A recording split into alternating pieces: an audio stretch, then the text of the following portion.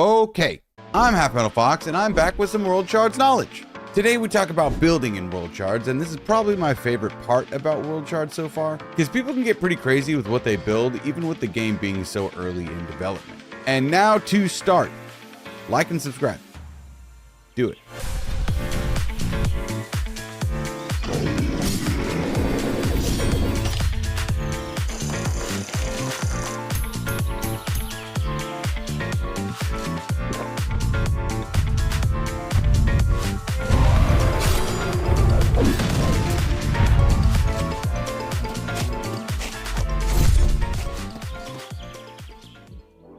Now, once you get through the tutorial in WorldShards, you will be transported to your home archipelago. And on that archipelago, every player has a main island that they can build on. Now, islands vary in size and rarity, and that's going to affect three certain things: the capacity of that island, the comfort of that island, and how many artifact slots that island has. Now, capacity is simple. It's the limit of how many building objects or crafting stations the player can place on that island. Pretty much everything you place, other than like collectible decor, will take up capacity.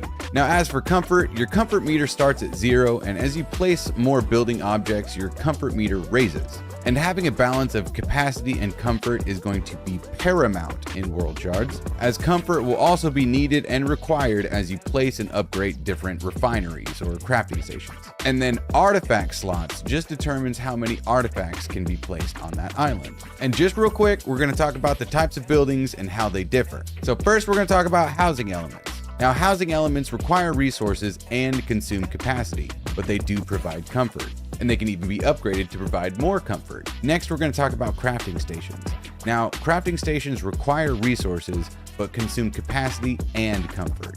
These can also be upgraded to unlock more like advanced recipes, but that will require even more comfort. And then we have artifacts. Now, artifacts require capacity and comfort, but can be linked to a crafting station to increase its level or unlock functionality for collectible items. And finally, we have decorative objects. These are the bread and butter of WorldShards. They require no capacity whatsoever and add comfort based on the item's rarity. Having decorations on your island will be a game changer once the token economy drops, as they are the only items that don't take away any capacity but add comfort. And this will be very necessary for advanced crafting. But now you know what to look for in an island, and now you also know a little bit more about how the building system works and what to expect from it. And I mean, the only thing left now is the easy part: get to building.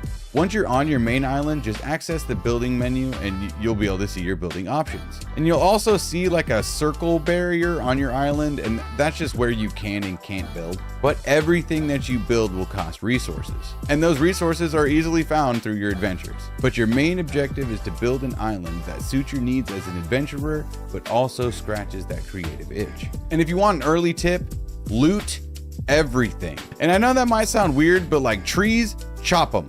Ores, mine them. Wildlife, kill it. Since WorldShards runs on a levelless progression system, you will need everything in the long run. Don't think you can just like speed run these adventures. And I have some more building videos planned, but I think I really covered what you need to know for now. I guess the big things to take away from this are just loot everything, and having extra comfort ready for the future builds is needed. So, crafting in WorldShards is pretty easy, but it only gets easier when you got a fox to teach you. First thing, you can actually craft basic stuff just directly from your inventory.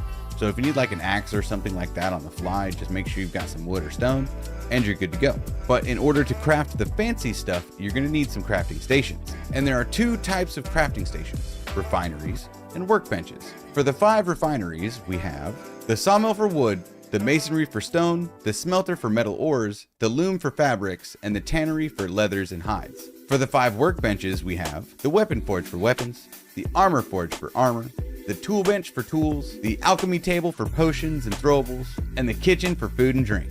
And to explain both groups of them simply, you will use all the different refineries to refine all of the basic materials into advanced materials that you'll then use at the workbenches to craft stuff.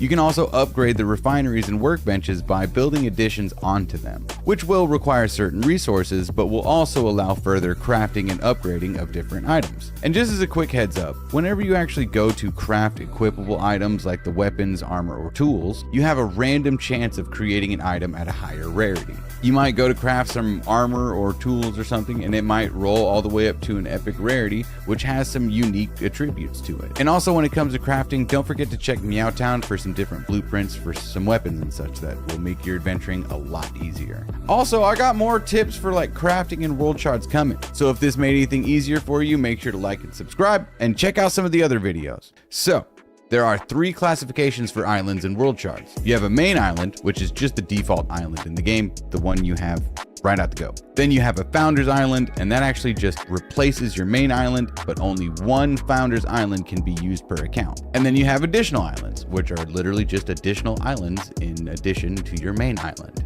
And when it comes to additional islands, several islands can be linked to one account. And here's the other information you need to pay attention to.